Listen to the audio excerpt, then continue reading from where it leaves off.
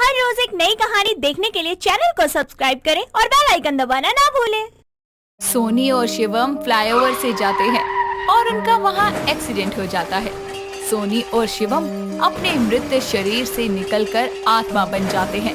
TV पर accident की खबर आने पर उनके परिवार वालों को पता चलता है कि उनके बच्चे सोनी और शिवम मर चुके हैं, जिसके बाद उनके परिवार का रो रो कर बुरा हाल था। ये सब वो दोनों आत्मा के रूप में वहीं खड़े होकर देख रहे थे, जिस पर सोनी बोलती है, हमने साथ में कितने सपने देखे थे, लेकिन उस लड़की की वजह से हमारे सारे सपने टूट गए। हमारे घर वाले कितने दुखी हैं। हम उससे अपना बदला जरूर लेंगे, जिसने हमारी हंसती खेलती जिंदगी तबाह कर दी। लेकिन हम उसे पहचानेंगे कैसे? मैंने उसकी स्कूटी का नंबर देखा था, UP 8444। शिवम और सोनी दोनों हाईवे पर जाकर खड़े हो जाते हैं और रोज आती जाती स्कूटी का नंबर देखते हैं। एक दिन हाईवे पर रितु नाम की एक लड़की की स्कूटी का नंबर सेम होने पर वो दोनों उसको पहचान लेते हैं और अपना बदला लेने के लिए वो जानकर रितु की स्कूटी का एक्सीडेंट कर देते हैं। मौके पर मौजूद एक इंसान उसे हॉस्पिटल ले जाता है। रितु को ज्यादा चोट नहीं आती और वो बच जाती है। डॉक्टर बैंडेज कर देते हैं और रेस्ट के लिए बोलते हैं। होश में आने पर अपनी मदद करने वाले इंसान से रितु बोलती है, आपकी वजह से आज मेरी जान बच गई। बहुत बहुत शुक्रिया आपका। जिसने रितु की जान बचाई थी वो उसको रेस्ट करने की सलाह देकर चला जाता है। रितु वार्ड रूम में रेस्ट कर रही होती है। तभी शिवम और सोनी अपने आत्मा रूप में वहाँ पहुँच जाते हैं और स्टेथोस्कोप से उसका गला घोटने लगते हैं। रितु कुछ समझ नहीं पाती कि ये क्या हो रहा है। बस स्टेथोस्कोप से उसका गला घुट रहा था और वो घबरा रही होती है। और जैसे ही वार्ड रूम के गेट के पास डॉक्टर आता है, रितु के गले से स्टेथोस्कोप गायब हो जाता है।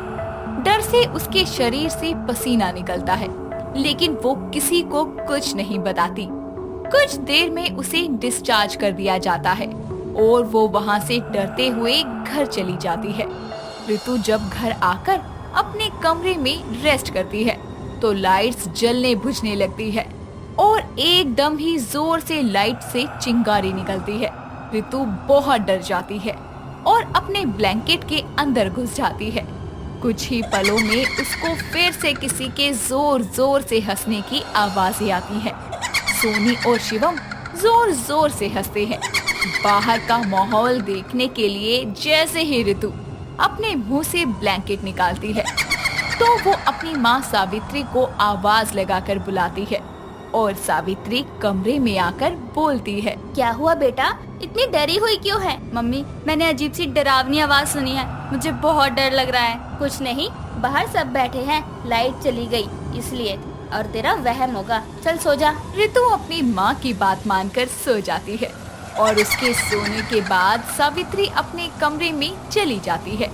रितु की अचानक 6 बजे आँख खुलती है।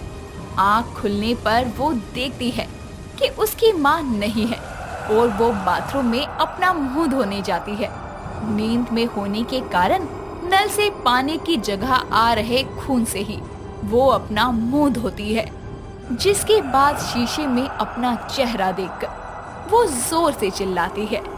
उसकी आवाज सुनकर सावित्री भागकर उसके पास आती है और बोलती है, क्या हुआ, तू इतनी तेज क्यों चिल्ला रही है? मम्मी, इस नल से खून आ रहा है। कुछ भी तो नहीं, पानी ही तो निकल रहा है। हॉरर मूवी देख देख कर ना तेरे दिमाग में डर बैठ गया है। देखो, मेरे मुंह पर खून लगा हुआ है, देखो।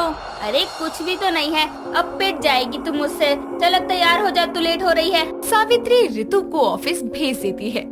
स्कूटी रिपेयर होके घर आती है और वो फिर अपने ऑफिस के लिए निकलते हुए स्कूटी स्टार्ट करती है, लेकिन शिवम और सोनी अपनी ताकत से स्कूटी को रोक देते हैं, जिसके कारण उसकी स्कूटी स्टार्ट ही नहीं होती। ये देखकर सावित्री बोलती है, ऐसा कर, आज छुट्टी ले ले काम से और आराम कर। रितु अपने कमरे में आराम करने चली जाती है और डर की वजह से करवटें बदल रही होती है। सावित्री अपने घर में एक बाबा को लाती है और रितु को झाड़ा लगाने के लिए बाबा मंत्र फूंकता है, लेकिन किसी को पता नहीं था कि वो बाबा ढोंगी है। उस समय सोनी और शिवम की आत्मा सबके सामने जोर जोर से चिल्लाने और हंसने लगती है। ढोंगी बाबा वहां से डर कर भाग जाता है और रितु बेहोश हो जाती है। तभी सावित्री बोलती है, कौन है? सामने आओ। क्या चाहते हो और हमारे पीछे क्यों पड़े हो? सामने आओ। तभी सावित्री के सामने सोनी और शिवम अपने डरावने रूप में आते हैं और बोलते हैं, आज जो हम भटक रहे हैं उसकी जिम्मेदार तुम्हारी बेटी ही है। मौत का बदला मौत से लेना है हमें। तुम दोनों क्या बोल रहे हो? मुझे कुछ समझ नहीं आ रहा। अरे मेरी बेटी एक चींटी तक को तो मार नहीं सकती, वो तुम्हारा खून कैसे कर सकती है? ये बात 1 हफ्ते पहले की है। सोनी और शिवम अपनी शादी का कार्ड छपवाने जा रहे थे। 1 महीने बाद दोनों की शादी थी। दोनों को अपनी शादी का बेसब्री से इंतजार था। काफी साल बाद सोनी के परिवार वाले राजी हुए थे और दोनों की शादी तय कर दी थी। वो दोनों उस दिन बहुत खुश थे। दोनों फ्लाईओवर से जा रहे होते हैं।